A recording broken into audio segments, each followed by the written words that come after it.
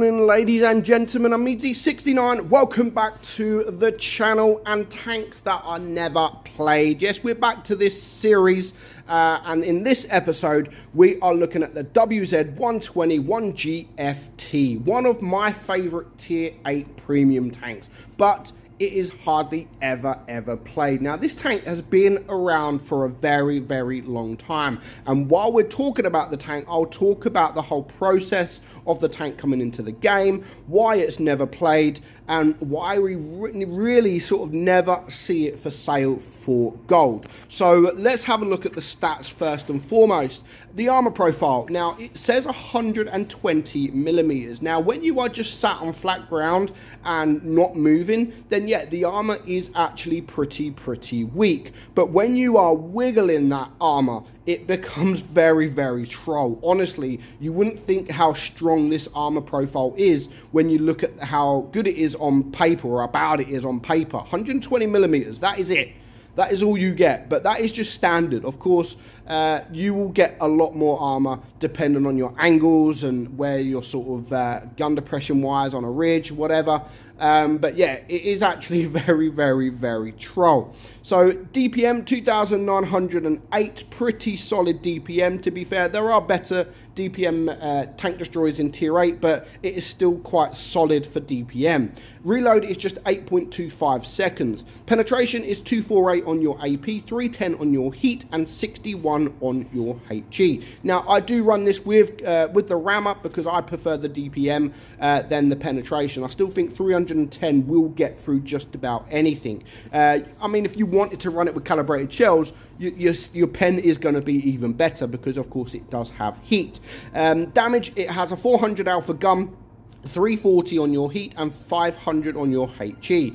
Aim time 3.4, nothing special, the same as the gun dispersion at 0.326, and it does only have 6 degrees of gun depression with a top speed of 50 kilometers per hour. So yeah, it's quite a quick tank. It's quite a quick tank destroyer, to be fair. And again, it's always been a tank that I have absolutely loved. Now, when this tank was first released in the game, it was released for money. So this was pretty much before crates, before containers, all that. Wargaming released it for money, and it was about £40. Now, it was a lot of money back then for a tank, so I didn't get the tank. I really wanted it, but it never really appealed to me. And then Wargaming didn't, normally we would sit there and think, okay, well, they're releasing it for money, next time it will be for gold. But no, the next time it was for money again. And it was like, that's very unheard of back then. It was normally for money and then for gold. And then I started playing it on my press account, and I'm like, oh my God, this tank is absolutely insane. And I questioned Wargaming back then. Like, it was, I can't remember who even I spoke to, but I questioned them and I said, why are you not bringing this tank out for gold? Like, I wanted to get the tank. I now really want the tank, but it's for money again. And I don't really want to pay £40 to get the tank when I have the right amount of gold. I've had quite a lot of gold on my account. And they literally said because it's kind of OP. It was kind of OP, which is why they didn't sell it for gold. And that normally is a routine with Wargaming. You know, the T22 is a classic example.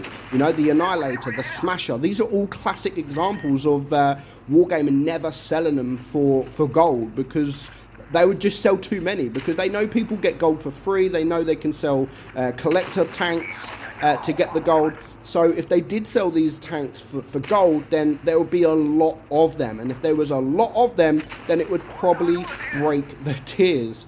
So, you know, I plucked up the courage and I just bought it. And to be fair, it was one of the best £40 I have ever spent in the game. So even to this day, years on, you still never see this tank for gold.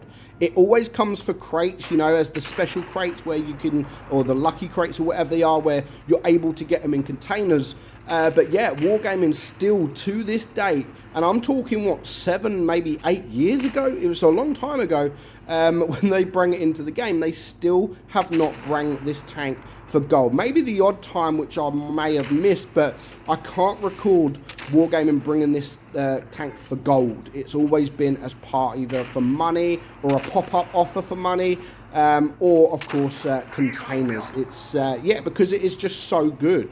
Of course, if you play it wrong, then yeah, it doesn't feel good. It just feels like you're getting penetrated every time, and you just can't bounce anything. But you put this tank in the right positioning, then yeah, you can actually bounce quite a lot. Things like Borziks really struggle to penetrate this tank. Of course, if they switch to heat, then yeah, anyone can pen it. But when you're moving side to side, then it does become very, very strong. And if you shoot heat at the tracks, anything like that, then you're not going to do any damage. So, of course, I'm going to try and bully this guy.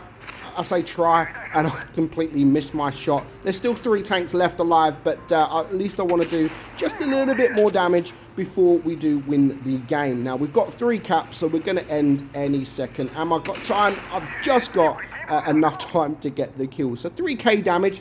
And we got that, to be fair, we got that really, really, really easy. But you could do that regularly with this tank, and that's the thing, like, you really can do 3k plus damage regularly. Now, this game, 2.5 minutes, that's all this game is. Now, we are top tier. Of course, when you are top tier in a tank like this, then it does obviously feel a lot better. If you start coming up against tier 9s and you allow them for an easy shot, then of course, like, you're going to get penetrated. It's not going to feel great, and you're probably going to wish you never bought it. But yeah, you come up against these tier 7s, then no problem whatsoever.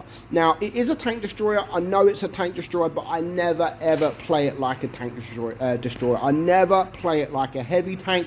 I try as best as I can to play it like a medium tank. It has that speed. I mean, look, when you're moving and you make it difficult, 520 damage blocks straight away. But of course, if they start getting behind you, then yes, they can penetrate you. But you start angling, that is 800 damage straight away. And of course, they're coming from behind, so they're going to be able to penetrate me. But you look face on and you're moving, it does become very difficult. And again, there, you look straight into them, then yes, you're not going to bounce too much. But again, you angle or you move, I bounce 1300 damage very, very easily. And that is now 2 medium tanks out of the game. The only 2 medium tanks out of the game.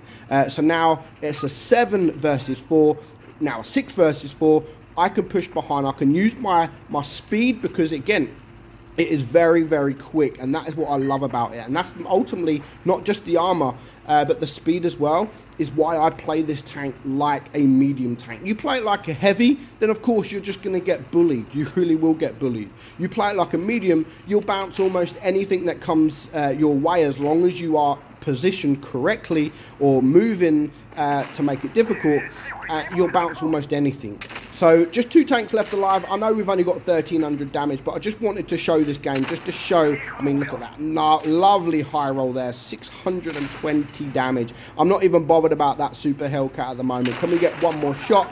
Yes, we can. So yes, it was only 2.4k damage, but I just wanted to show you how I always play this tank, and this battle was a classic example how you should be playing this tank. So yeah, a tank that's never played, because it hasn't really been for sale, and you know, even now it's a rare tank to come in the store. Hope you enjoyed the video, guys. I am meadsy69, and I will catch you all very soon. Bye bye.